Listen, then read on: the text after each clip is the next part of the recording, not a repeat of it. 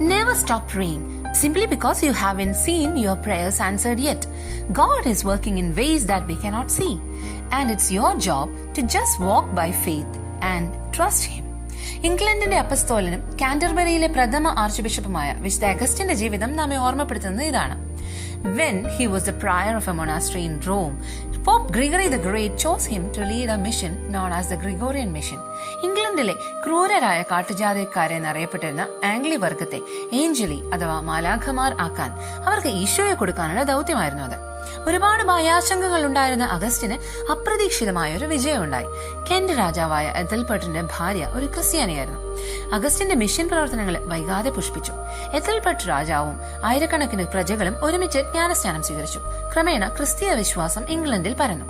നമ്മെ ഭരമേൽപ്പിക്കുന്ന ജോലികളിൽ നമ്മൾ പോലും അറിയാതെ ദൈവത്തിന്റെ പ്രവർത്തനമുണ്ടെന്ന് വിശ്വസിച്ച് നമുക്ക് മുന്നോട്ട് പോകാം. Because he CARES about us.